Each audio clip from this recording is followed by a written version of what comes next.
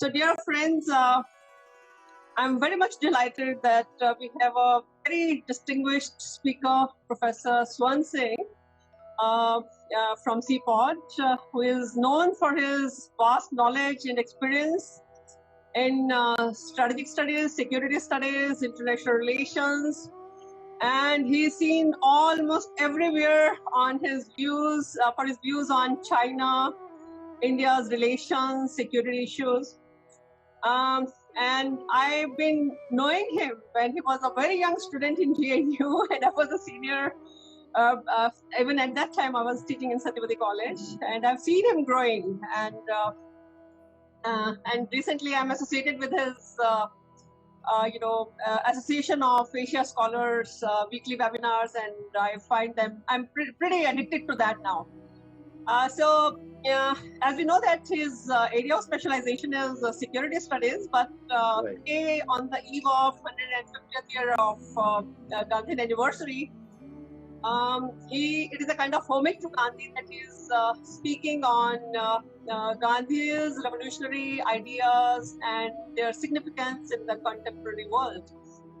I think it's not that he's speaking on it. I find him pretty close to his ideas also, because he's a great professor, but he's he's a great human also, and very, very simple person. Yesterday I saw him, playing flute with his, very popular bhajan of Gandhi ji, Vaishnav Janne ko dene kahiye, prize janne, very beautiful, with the charkha next to him and greenery behind.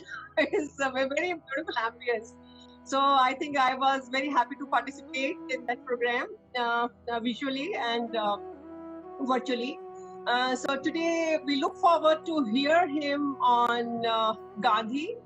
And I'm sure that all of us will learn a lot, because Gandhi is an idea, it's a philosophy, it's a lifestyle, and there are so many things. We know each and everything. Gandhian ideas are very, very important, and he's going to reflect on that, and we are going to get benefited. That was very generous introduction. My most sincere thank you to my old mentor, Professor Nirmal Jindal. As she mentioned, when I was still pursuing my doctoral research, I used to consult her because her own doctoral thesis had been on a similar subject. So since then, we have been in touch off and on, and I want to really congratulate her on an excellent book published by her, by the Sage, International Relations Theory and Practice. I believe that is going to be a very relevant textbook for not just in Delhi University, not only in India, but even beyond. When I was a young student, we had a similar book by Professor Mahendra Kumar, which was kind of a Bible for students who wanted to take interest in international relations. And I can compare Professor Nirmal Jindal's book with that kind of a book, which will be very useful for the students of international relations. I also understand that Professor Jindal was yesterday felicitated by the Vice Chancellor for promoting Gandhian studies in Delhi University. Obviously, I have absolutely nothing to contribute. If I had spoken on Gandhi before yesterday, I could maybe take credit of having contributed to her mission of promoting Gandhian studies. But I'm a day late into that. But I suppose I'm still part of our continuous crusade to promote Gandhian studies in Indian universities, or particularly in Delhi University. So congratulations on that. Also to the entire department, great compliments for continuing this politic of weekly dialogues despite limitations of the pandemic that we have. And I can see that we have still with us about 69 participants, which is very impressive. And that shows that your team has really not just been working hard, but you're also very popular among your students and other participants who are with us today. I was also listening to very, very impressive presentations. I understand they had to do that within quick 3 minutes time, but I was impressed really by presentations made by Sachendra, by Shubham, by Riya, the Vishnu, the Gaurav in the end. Brilliant presentations. I was in awe of some of their Hindi expressions, and I think that I had few words which I immediately noted as words that I need to learn. Thank them for making such clear Hindi and of course English presentations. I understand. I have been a student like you. And there are pressures when you speak ahead of another speaker in front of your faculty. But all of you did wonderful. So my again compliments to all the students who spoke on Gandhi. And that in some sense disillusioned me of something that I came as I was trying to speak to you, thinking that perhaps the youth today is perhaps not as clearly connected. So I really wish to thank all the colleagues of mine in Satyavati College. I can see some of them, but if I start naming them, I will get into trouble of having missed some name. So compliments for training your students in such a fashion that they are in grip of Gandhian thought and philosophy. Let me now begin with what I wanted to share, and I believe I always tell this to particularly young students. Your time is precious, so make sure that when you are with me, there is something you are getting out of today's discussion. So there must be some takeaways for all of you, and I will never mind if you interject me in middle of my speaking to either seek a clarification or or share a counterpoint. I come from a university which is extremely argumentative. Of course, India is itself very argumentative society. So never mind intercepting, interjecting, disturbing in middle and asking a question. But I believe at end of it there will be time for question answers. So let me quickly say, I wish to share with you about 10 such concepts that Gandhi provided, which I see, and there could be many more. I'm just picking up any 10 today, which I believe are revolutionary ideas. And when I say that, I'm reminded of a very celebrated book by a professor of South Asian history from University of Oxford. Faisal Devji wrote a book called The Impossible India, Gandhi's Temptation of Violence, Gandhi and the Temptation of Violence. Where he says that Gandhi's dealing with violence is far more radical than some of his peers. Peers would include Hitler, Lenin, or Mao. That Gandhi's engagement with violence, and that is why the most celebrated or most well-known part of Gandhi's conceptualizations is his conceptualization of non-violence. How is that each of the 10 concepts become revolutionary? I need to step aside and for a very simple way explain you what is revolution. Why do we call some ideas revolutionary? Now, all you youngsters are very fond of two things, automobiles and mobile phones. So automobiles were discovered roughly around the middle and later half of 19th century, continue to be more or less the same as they were discovered during that time. So there is only evolution in the field of automobiles. But there is revolution when it comes to the field of telephoning or telephones. You would remember Graham Bell had, among others, contributed to the discovery in 1854 of telephone. Now that telephone continued to be same until about 25 or 30 years back. Now that means your generation is not the one which would have experienced the other phone that continued for about 125 or 150 years. And then the whole rupture or the break to mobile phone. That is a revolution. Now, why I say that? Revolution in simple term means that in a span of time, let us say from point A in time to point B in time, when you reach point B at point A, you don't recognize anything. You cannot believe that life was like that when we were all at point A. क्रांति और भ्रांति, हिंदी में दो शब्द है। भ्रांति को जब आप सच्चाई में बदल दें तो वो कभी कभी उसी को क्रांति कह देते हैं। जो इम्पॉसिबल लगता है पॉइंट ए पर, वो पॉइंट बी पर पहुंचकर रोजमर्रा की लाइफ में आम चीज हो जाती है।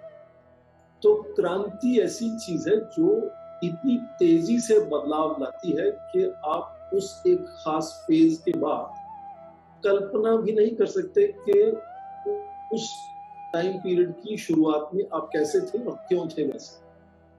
तो इस नजरिए से हम देखेंगे कि 10 कौन सी ऐसी संकल्पना की गांधी जी ने जिनको हम क्रांतिकारी माने। सबसे पहले हमने जिक्र किया अहिंसा का।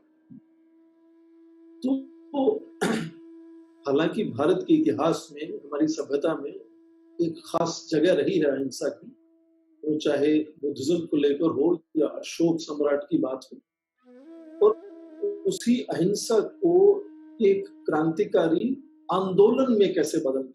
हम व्यक्तिगत तौर पर ये तय कर सकते हैं कि मैं अहिंसावादी बन जाऊं, और पूरे देश को आप परिवर्तित कर देंगे एक अहिंसावादी देश में और एक अहिंसावादी आंदोलन बना लेंगे। यहाँ आप पूरी जनसंख्या को एक इस धारणा से जोड़ देंगे, अहिंसा अपने आप में सर्वोपरि सबसे अच्छा तरीका है किसी भी चुनौती से उलझने या उसको सुलझाने। तो अहिंसा एक व्यक्तिगत तौर से हटाकर एक राष्ट्र की राष्ट्रव्यापी उसको बना देंगे। शायद एक विद्यार्थी ने अभी भी कहा था कि love as a social force की बात करते हैं। क्रिश्चियनिटी से वो संकल्पना जो लव की है उसको वो सोशल फोर्स में बदलना चाहते हैं। तो इसी तरह से अहिंसा को भी वो सोशल फोर्स में बदलना चाहते हैं। अब इसकी प्रैक्टिस आप देखें, क्योंकि जो उनकी थियरी और प्रैक्टिस है, जैसे सबटाइटल है प्रोफेसर जिंदल की किताब का, उसमें दो चीजें अलग नहीं थी। उनकी संकल्पना और उनका जो व्यवहार है वो अपने आप में इतनी तरह से तालमेल हो जाता है कि उनमें अंतर नजर नहीं आता। तो इसीलिए अहिंसा क्रांतिकारी हो जाता है, क्योंकि वो केवल गांधी अपने आप में अहिंसा में विश्वास करते हैं वो काफी नहीं है। इतने बड़े आंदोलन को वो क्रांतिकारी बना देते हैं अहिंसा के रास्ते से। इसलिए ये अपने आप में क्रांतिकारी एक संकल्पना है गांधी जी की।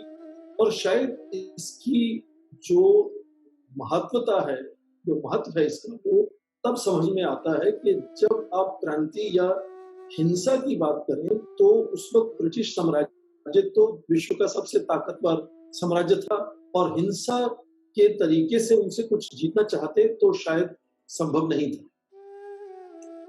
अहिंसा उनके लिए नया था, इसलिए अहिंसा की ताकत भारत की इतिहास में जुड़ी हुई थी, सभ्यता से जुड़ी हुई थी।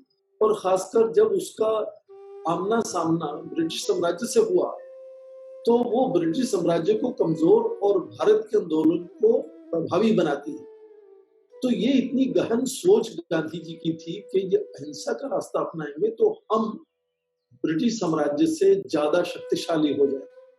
हालांकि अहिंसा वो ताकतवर का तरीका मानते हैं, वो कमजोरी की वजह से नहीं कहते कि अहिंसा अपनाना चाहिए। तो ये अहिंसा का रास्ता जो था वो अपने आप में बहुत ही क्रांतिकारी रास्ता था। तो सबसे पहली संकल्पना तो ये, इस पे कुछ सवाल होंगे तो मैं जरूर कोशिश करूंगा बाद में जवाब देने की, पर क्योंकि मैं 10 संकल्पनाओं की बात कर रहा हूं इसलिए आगे बढ़ता हूं। दूसरी संकल्पना कि हम कौन हैं, ये राष्ट्र कैसा है और किसका राष्ट्र है।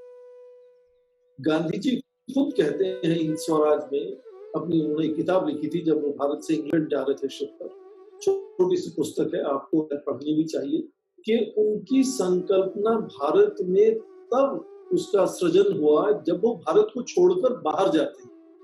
अपनी आत्मकथा में वो कहते हैं कि वो शर्मिंदा एहसास करते थे इस तरह से जब उनको अंग्रेज से, वो ब्रिटेन में गए, बहुत यंग थे, आप देखिए 18-19 साल की उम्र में गए थे पहली बार, कि वो उनसे भारतीय धर्म के बारे में जानना चाहते थे। तो गांधी जी कहते हैं हमने तो, कि उन्होंने अभी गीता पढ़ी नहीं थी, तो भारत के प्रति जागरूकता जो है वो उनकी विदेश में जाने से, फिर उसके बाद 22-23 साल साउथ अफ्रीका में रहने से, वहां से भारत की संकल्पना होती है। इसलिए वो काठियावाड़ के बनिया का जो नजरिया उनका है वो पूरा एक दक्षिण एशिया या भारतीय सभ्यता का एक नजरिया बन जाता है, क्योंकि जब आप दक्षिण अफ्रीका से भारत को देखते हैं तो आपका नजरिया बड़ा हो। अब वो नजरिया बड़े होने से उनकी दूसरी संकल्पना हमारे सामने आती है, जिसको हमने एक शब्द गांधी जी ने दिया, जिसको कहा हरिजन। ये तो भारत की सभ्यता में था ही कि हम सभी भगवान की संतान हैं, पर जब तक गांधी जी 1915 में लौटकर आते हैं तब तक भारतीय राष्ट्रीय कांग्रेस का जो आंदोलन था वो करीब 3000 पढ़े लिखे लोगों में आंदोलन चल रहा था, और वो बड़ी अच्छी तरह से बढ़िया अंग्रेजी में चिट्ठियां लिखते थे अंग्रेजी अफसरों को, ब्रिटिश साम्राज्य के बड़े जो आला ओहदे पर बैठे हुए थे ब्रिटेन में, उनको गांधी जी ने जब शब्द एक नया सामने लाया हरिजन, तो वो 3000 लोगों का आंदोलन हो जाए वो 30 करोड़ लोगों का आंदोलन, क्योंकि कोई भारतीय ऐसा नहीं था जिसको नहीं लगता था कि वो हरि की संतान है, भगवान की संतान। तो क्रांतिकारी एक शब्द दूसरा जो हरिजन का कंसेप्चुअलाइजेशन उन्होंने किया, उससे अचानक एक छोटा सा आंदोलन पूरा राष्ट्रव्यापी आंदोलन हो जाता है। अब देखेंगे जब वो लौट के आए भारत 1915 में, तो उनको माननीय तिलक ने कहा कि आप पहले पूरे भ्रमण करें भारत, देखें भारत है कहाँ।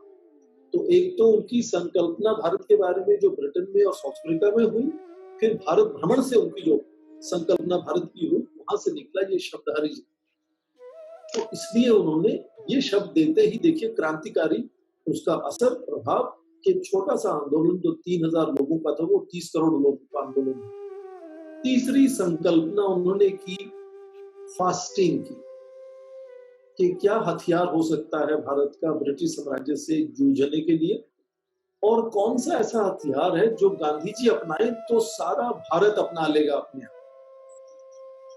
इसमें बहुत गहन सोच की, शोध की जरूरत है।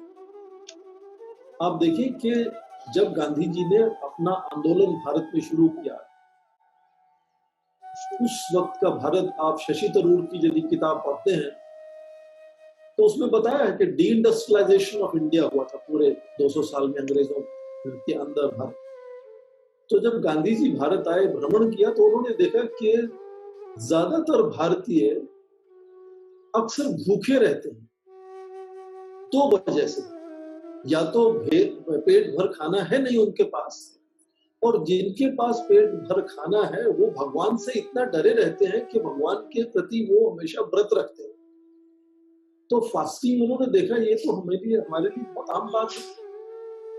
और जब ब्रिटिश साम्राज्य के बिल्कुल युवा अफसर भारत में आते थे, नई नई शादी होती थी, डिस्ट्रिक्ट में कहीं उनका पोस्टिंग हो गया, तो वो ज्यादातर एरिस्टोक्रेसी से वहां से लोग आते थे हमारे, और उनका एक पूरा मल्टी कोर्स लंच और आफ्टरनून टी वगैरह जो सजाई जाती थी, तो वो सोच भी नहीं सकते थे कि फास्टिंग इतना आम चीज है भारतीयों के लिए, कोई बड़ी चीज नहीं। उनको बड़ा खराब लगता था, क्योंकि उनकी सोच, उनकी जो समझ थी वो ब्रिटिश साम्राज्य के जो एरिस्टोक्रेसी है वहां से आई। तो गांधी जी ने एक ऐसा हथियार दिया, फास्टिंग, जिसमें पूरा भारत शामिल हो सकता था, क्योंकि फास्टिंग में तो हमें कोई परेशानी थी नहीं। तो फास्टिंग आप देखें आज भी भारत में, कभी आप देखें कभी विद्यार्थी भी कुछ उनको आंदोलन करना होता है अपने विश्वविद्यालय में, तो फास्टिंग पर बैठ जाते हैं, सब लोग बैठते हैं। तो इतना समर्थ भारत में आ गया ये फास्टिंग का टूल इस्तेमाल करके, कि एक तो ब्रिटिश साम्राज्य के अफसरों को समझ नहीं आता था वो, और उनका कितना असर होता था उनके ऊपर कि देखिए मेरी वजह से ये इंसान 12 या 15 दिन से खाना नहीं खा रहा है और बैठा है भूख हड़ताल।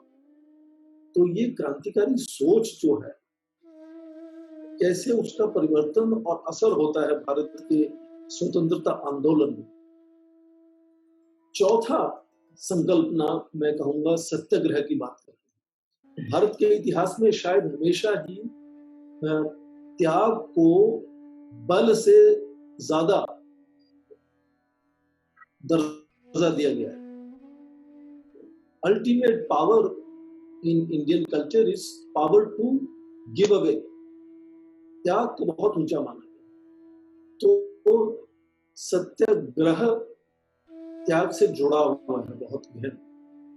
इसीलिए जैसा एक विद्यार्थी ने कहा कि टैगोर ने उनको महात्मा कहा।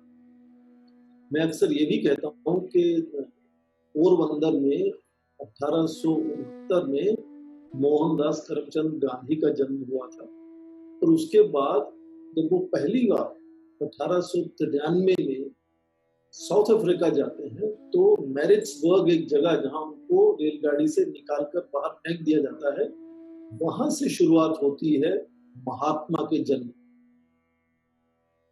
जो गहन सोच और शोध भारत के प्रति और आक्रोश, ये जो डिस्क्रिमिनेशन है उसको लेकर वहां शुरू होता है महात्मा का सफर। तो ये जो सत्याग्रह, बेयरर ऑफ ट्रूथ शायद उसको अंग्रेजी में कह सकते हैं, उसका भी कितना पूरा सत्याग्रही कौन होगा, सत्याग्रह कैसे होगा, और सबसे बड़ी बात आपको समझना ये जरूरी होगा कि वो सत्याग्रही को कहते हैं कि जितना एक आप हिंसावादी सैनिक को जबरदस्त ट्रेनिंग देते हैं कई महीनों तक, सालों तक, ताकि वो युद्ध लड़ सके, सत्याग्रही जो अहिंसा का मार्ग अपनाएगा उसको भी उतनी ही कड़ी ट्रेनिंग की जरूरत है। हम अचानक सत्याग्रही नहीं बन सकते कि हमने अहिंसा का रास्ता चुन लिया। तो सत्याग्रही has to be trained just as rigorously as the soldiers who fight the violent war, क्योंकि मुकाबला तो उनसे है ना। तो सत्याग्रह की ताकत और उसके प्रति जो आदर है भारतीय लोगों के दिलों में, वो बहुत बड़ी अपने आप में ताकत उन्होंने सामने खड़ी की।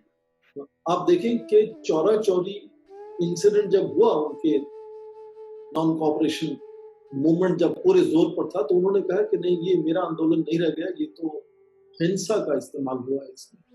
बहुत उस वक्त क्रिटिसिज्म हुआ महात्मा गांधी। खैर, महात्मा गांधी का क्रिटिसिज्म हमेशा होता है। आज भी आप देखते हैं कि कभी कभी लोग बड़े ही उनके व्यक्तिगत चीजों पर टिप्पणी करके कुछ सेंसेशनल किताब लिखते हैं, तो बहुत उसके बारे में जिक्र होता है। तो उनके रहते भी और उनके बाद भी क्रिटिसिज्म होता रहा है। और ये जो चीजें वो सामने लाते हैं, वो सभी उनमें थियरी एंड प्रैक्टिस जुड़ी हुई है, आप ये समझें। और पांचवा जो शब्द किसी ने कहा भी अभी इस्तेमाल किया, स्वदेशी, उसमें वो सेल्फ रिलायंस भी आ जाता है, उसमें वो अपनी जड़ों से जुड़े होने की भी बात आ जाती है, उसमें वो आज हम बात करते हैं सस्टेनेबल डेवलपमेंट गोल, वो भी सब आ जाते हैं।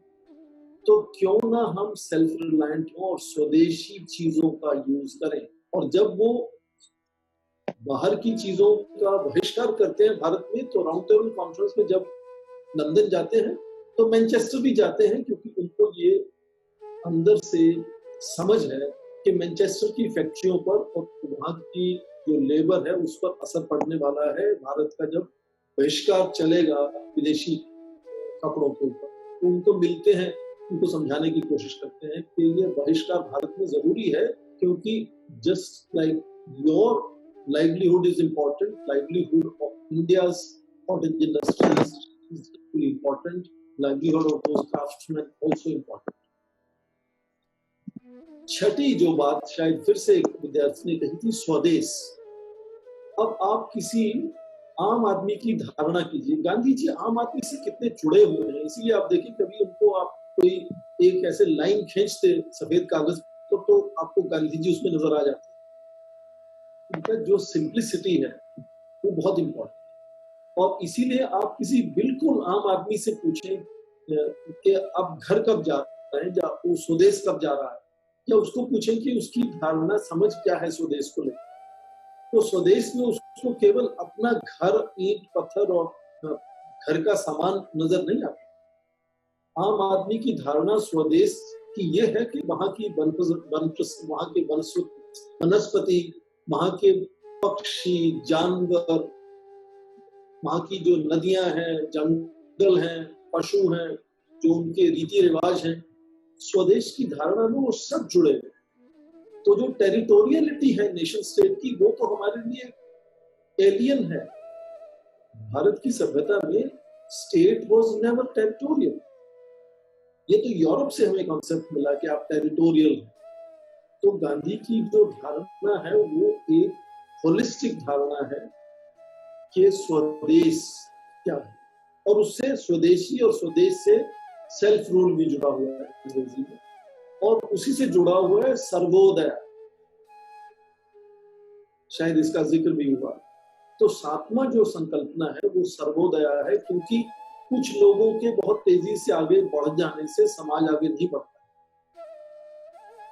इसलिए इक्वलिटी होना जरूरी है और सभी का साथ में उत्थान हो, ये संकल्पना करते हैं गांधी। इसीलिए वो कहते हैं कि जब भारत को आजादी मिली तो उनके लिए उससे कोई ज्यादा फर्क नहीं पड़ा, उनके लिए वो आजादी नहीं थी, क्योंकि वो उनको लगा कि उनका जो एक एथिकल सोशल मूवमेंट था, जो मॉरलिस्टिक एक जामा पहनाना चाहते थे भारत के आंदोलन को, वो केवल सिकुड़कर सीमित होकर राजनीतिक आंदोलन बन गया। और राजनीतिक जब आपको स्वतंत्रता मिल गई तो शायद हम उसी में सारा अपने आप को उसमें समा गए और बाकी चीजों को हम भूल गए।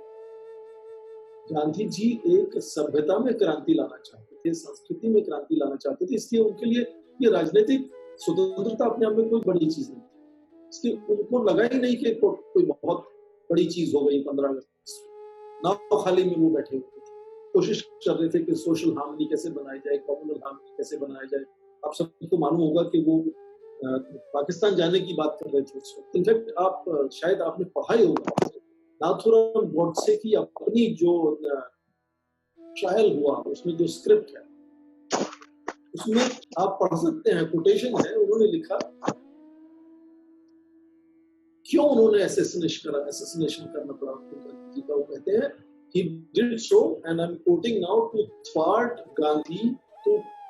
Gandhi's betrayal of majority's faith, as well as prevent the Mahatma from being betrayed by Muslims that Godse felt obliged to kill him. उनको लगा कि गांधी जी जो राजनीतिक स्वतंत्रता में हम पूरा ध्यान केंद्रित करके बैठे हैं उससे जुड़े ही नहीं हुए और उसकी अहमियत शायद वो समझ नहीं रहे। वो अपने कार्य में इस तरह से जुड़े हुए हैं क्रांति लाने में, सभ्यता में, समाज में, कि शायद कुछ ऐसे जो सीमित पॉलिटिकल मायोपिक विजन वाले लोग हैं वो उनको नुकसान पहुंचा सकते हैं। इसलिए गांधी जी यदि वो रास्ता अपनाए रखेंगे तो ये कुछ लोग शायद कुछ और धोखा दे सकते हैं या गलत काम कर सकते हैं, जिससे नुकसान होगा गांधी जी के अपने मिशन। तो स्वदेशी, स्वदेश, सर्वोदय और सत्याग्रह, चारों में स का इस्तेमाल होता है। अब देखें, आपके अपने कॉलेज के नाम में भी सत्य जुड़ा हुआ है, सत्यवती में ही सत्य जुड़ा हुआ है। और जिस तरह से गांधीयन स्टडीज को प्रमोट कर रही है प्रोफेसर जिंदल, मुझे लगता है कि अहिंसा भी जुड़ ही जाएगा, जो जुड़ गया होगा। तो 8वीं जो संकल्पना की मैं बात करूंगा वो है ट्रस्टीशिप। गांधी जी को बिल्कुल पसंद नहीं था जो उस वक्त की बड़ी धारणाएं थी, जॉन कीन्स की या एडम स्मिथ की, वो इनविजिबल हैंड की बात करते थे कि यदि सभी लोग प्रॉफिट मोटिव से आगे बढ़ेंगे तो सबसे बढ़िया प्रोडक्ट सबसे सस्ते दामों पर मिलेगी कंज्यूमर को, तो सबका कॉमन गुड उसमें निकल आया। गांधी जी बात करते हैं ट्रस्टीशिप काउंसिल की बनाने की, कि आर्थिक व्यवस्था कैसे चलनी चाहिए। उसमें भी बड़ी क्रांतिकारी उनकी सोच है। जो कहते हैं कि जो भी हम सबके पास है, चाहे आपकी विद्वता हो, आपकी इंटेलेक्ट हो, आपका शारीरिक बल हो, या आपके पास और कई साजो सामान है, जैसे मकान है, आपके पास एक फैक्ट्री भी हो सकती है, धन हो सकता है, ये सभी चीजें आपने नहीं, इनका सृजन आपने नहीं किया, इनका सृजन किसी और ने किया है। जैसे हम आज दुनिया में हैं तो अपने माता पिता की वजह से हैं, हम में थोड़ा सा ज्ञान यदि है आज तो हमारे गुरुओं की वजह से। इसी तरह से हमारे पास धन है संपत्ति है तो हमने शायद कहीं से वो अर्जित की है, और इस सब को, ज्ञान को, शारीरिक बल को और अर्जित संपत्ति को शायद या तो हमने खराब जाने दिया, बर्बाद कर दिया, या उसको आगे बढ़ाया। यही तो हमने किया। तो इसीलिए गांधी जी कहते हैं कि हमने इनका सृजन नहीं किया, इनको केवल रखा है, फिर उसको या आगे बढ़ाया है या उसको हमने बर्बाद होने दिया। तो इसीलिए हम केवल इसके ट्रस्टी कहलाए जा सकते हैं, इसके ओनर्स नहीं कहलाए जा सकते। ओनरशिप और प्राइवेट प्रॉपर्टी जो है, that is a western concept. तो गांधी कितने भारतीय सभ्यता में जुड़े हुए हैं, आप समझिए। इसीलिए क्योंकि वो जुड़े हुए हैं भारतीय सभ्यता से, उनका इतना सम्मान है या इतना प्रभाव है आम आदमी के रोजमर्रा के जीवन में। तो क्योंकि हम केवल ट्रस्टी हैं, इसलिए हम उसका ओनर बनने की कोशिश ना करें। और इसलिए ट्रस्टीशिप कॉन्सेप्ट की जब बात करते हैं तो उनको लगता है कि शारीरिक बल जो उसमें योगदान करता है और जो संपत्ति का योगदान करता है, उनमें आपस में फर्क नहीं होना चाहिए। जबकि हम देखते हैं कि फर्क होता है। संपत्ति वाले को हम ज्यादा बड़ी महत्वता देते हैं, जब उनका औहदा बड़ा समझते हैं। शारीरिक बल को हम शायद उतना बड़ा औहदा नहीं देते। पर गांधी जी कहते हैं यदि दोनों ही ट्रस्टी ही हैं, it is a just coincidence that somebody was born in a rich family and another person was born in a poor family. That is not their choice. Both have been trustees of what they received, and both could be good trustees or bad trustees. इसलिए उनमें hierarchy की बात नहीं होनी चाहिए। हाँ, hierarchy की बात होनी चाहिए, अच्छे ट्रस्टी और खराब ट्रस्टी। तो ट्रस्टीशिप काउंसिल की आर्थिक व्यवस्था की बात करते हैं। कुछ लोगों ने कहा कि शायद ये कम्युनिज्म की बात है। यहाँ मार्क्स कहते हैं from everyone according to his capacities, to everyone according to his needs, कि आपके पास जितनी शक्ति है उसका योगदान करें, और जितनी आपको जरूरत है उतना कॉमन फंड में से आप निकाल लें, क्योंकि वो एक संकल्पना है क्लासलेस और स्टेटलेस सोसाइटी। तो गांधी जी बिल्कुल मार्क्सिज्म से सहमत नहीं है, क्योंकि उसमें हिंसा को इस्तेमाल करने की बात है। क्लास स्ट्रगल की एक बात है, जो गांधी जी क्लास स्ट्रगल नहीं मानते हैं, हिंसा नहीं मानते, इसलिए वो बिल्कुल अलग है उनसे। तो ट्रस्टीशिप काउंसिल उनका जो विचार है, वो हम शायद हमने जो इकोनॉमिक ढांचा, आर्थिक ढांचा हमने बनाया उसमें अभी नहीं आ पाया है। और उनके कई विचार आज विश्व स्तर पर कई अलग अलग विश्वविद्यालयों में पढ़ाए जा रहे हैं। जो आप SDGs या MDGs की बात करते हैं, उनमें आप गांधीयन थॉट को देख सकते हैं। Ninth, I think I should just spend 10 more minutes, 5 more minutes. Ninth concept जो है वो है उनका sovereign citizens, कि नागरिक की संप्रभुता होनी चाहिए, ना कि राष्ट्र की संप्रभुता होनी चाहिए। कैसे राष्ट्र की संप्रभुता धीरे धीरे हट जाएगी और नागरिक की संप्रभुता होगी, क्योंकि उनको ये लगता था कि सबसे ज्यादा परिवर्तन नागरिक ला सकता है, कोई भी सरकारी तंत्र यंत्र मंत्र नहीं ला सकता। All innovation happens at individual level and not very often at institutional level. और खासकर भारत के सभ्यता में आप फिर से जाएं तो देखें कि हमारे यहाँ शायद ये बिल्कुल साधारण सी उदाहरण में दूंगा कि आप हमेशा देखते हैं कि हर अलग अलग क्षेत्रों में आपको आइकॉनिक लोग मिलेंगे। एक आइकॉनिक क्रिकेटर मिल जाएगा, एक आइकॉनिक व्यापारी मिल जाएगा, एक आइकॉनिक कोई डांसर सिंगर मिल जाएगा, या कोई और हस्तकरघा उद्योग में कोई आइकॉनिक मिल जाएगा आइकन। तो आपको ऐसे संस्थान नहीं कभी मिलेंगे जो हर बार इस तरह के आइकॉन्स को प्रोड्यूस करते हैं। तो innovation happens at the level of individual. Gandhi ji ये समझते थे, इसलिए उन्होंने कहा कि जो हम पॉलिटिकल साइंस में पढ़ाते हैं कि लीस्ट स्टेट होना चाहिए। इसलिए जो संप्रभुता है वो धीरे धीरे राष्ट्र और राज्य से हटकर नागरिक तक पहुंचनी चाहिए, ताकि नागरिक पूरी तरह से, संप्रभुता का मतलब यही होता है कि आप स्वच्छंद निर्णय ले सकते हैं, उसको कोई अंकुश नहीं होना चाहिए। इसलिए राष्ट्र की संप्रभुता का यही मतलब होता है कि उसको निर्णय लेने की इतनी आजादी है कि वो युद्ध भी लड़ सकता है, अपने नागरिकों को भी हताहत कर सकता है, उनको दंड दे सकता है, मृत्यु दंड भी दे सकता है। तो ये संप्रभुता हुई। तो ये संप्रभुता यदि नागरिक के पास आ जाती है तो नागरिक अपना जो पोटेंशियल है उसकी तरफ बढ़ सकता है और भविष्य में पूरा परिवर्तन ला सकता है। तो वो सॉवरेन सिटीजन्स की बात करते थे, जो आज शायद तकनीक की वजह से होने लगा।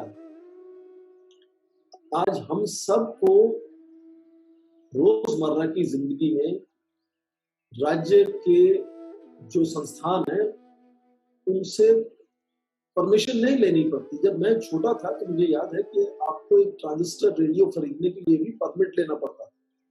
एक जमाने में उसको परमिट राज भी कहते थे। हर चीज के लिए आपको परमिशन लेनी पड़ती थी कि मैं ये रेडियो खरीद लूं।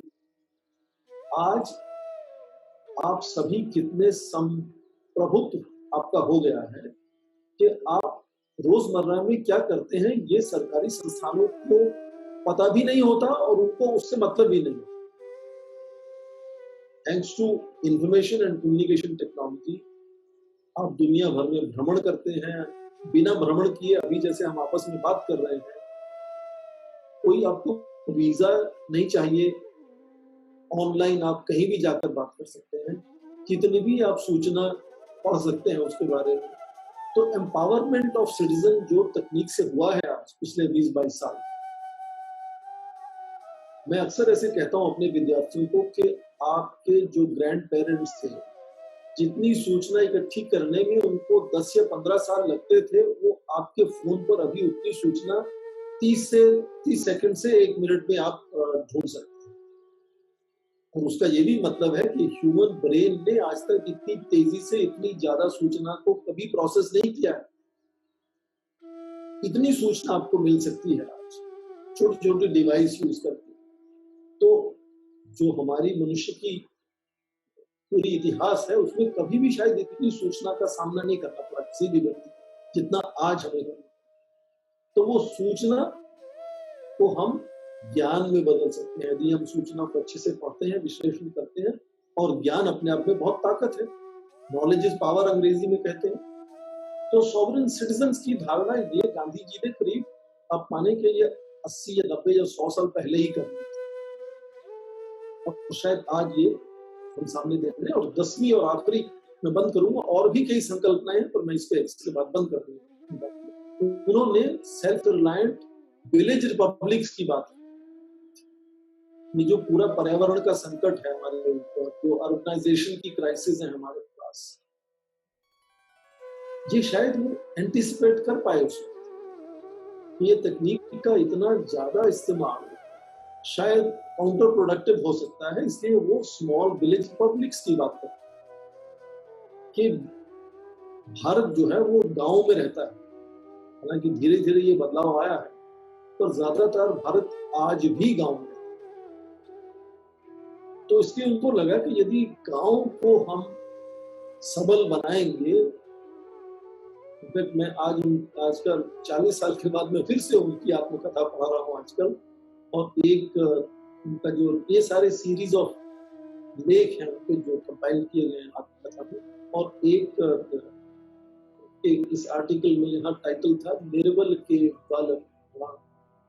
तो आप देखिए गांधी जी कैसे जुड़े हुए हैं, उनकी बातों में इतना प्रभाव है, वो इसलिए उनको जुड़े हुए हैं। इसलिए उन्होंने देखा कि भारत जो है वो गाँव में बसता है, इसलिए सेल्फ रिलायंट विलेज रिपब्लिक्स की बात करते हैं कि सबसे ज्यादा ऑटोनॉमी वहां होनी चाहिए। पंचायती राज जिसको हम आज बात करते हैं, जो आपके संविधान में डाला गया, वो गांधी थॉट का ही नतीजा कि वहां पर ज्यादातर निर्णय होने चाहिए और जो केंद्र में है सरकार वहां कम से कम निर्णय होने चाहिए। ये एक संकल्पना थी उनकी, ताकि जहां लोग हैं वहीं पर समृद्धि उनको मिलनी चाहिए। उनको कहीं भागना नहीं पड़े अपनी समृद्धि के लिए या अपनी शांति के लिए। जहां वो बसते हैं वहीं उनको समृद्धि और शांति मिलनी चाहिए, मुहैया होनी चाहिए। उसकी कोशिश हो रही है। आप देखिए मनरेगा का नाम शायद इसलिए महात्मा गांधी से शुरू किया गया, रूरल एम्प्लॉयमेंट का जो पूरा प्रोजेक्ट। तो इस तरह से और भी कई संकल्पनाएं हैं, कंसेप्चुअलाइजेशन है। शायद आपके जहन में भी इस वक्त कुछ ऐसी नई चीजें आई होंगी गांधी जी को लेकर, जो शायद आप मुझसे साझा करना चाहेंगे।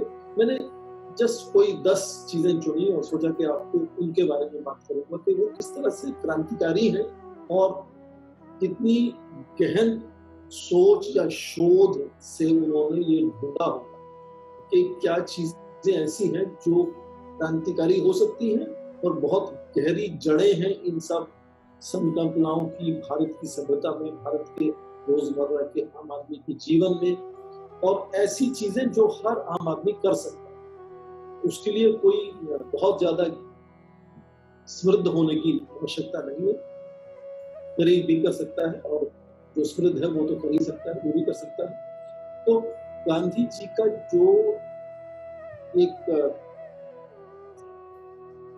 फिलॉसफी है, जो दर्शन है गांधी जी का, उसका क्रांतिकारी होना शायद हमें समझना चाहिए कि कितना क्रांतिकारी था और उनका कितना प्रभाव रहा।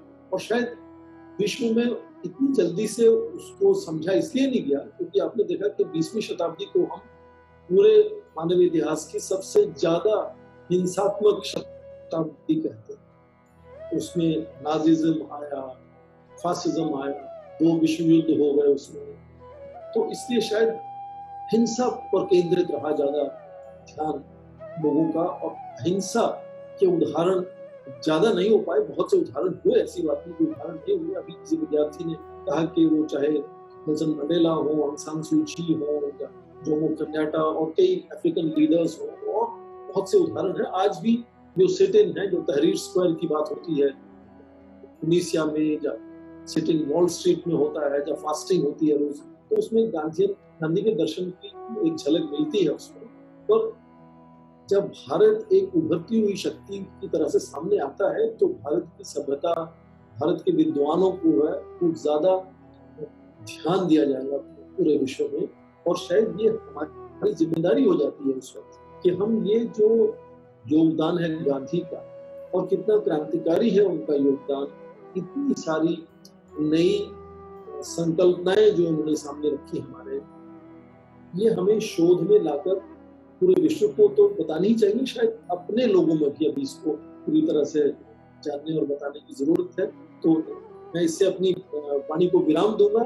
एक बार फिर से बहुत धन्यवाद और कॉम्प्लीमेंट्स, कॉन्ग्रेचुलेशंस कि आप लोग मिलकर पहले से ही गांधीयन स्टडीज को आगे बढ़ा रहे हैं, और मुझे इसमें शामिल करने के लिए सबका धन्यवाद।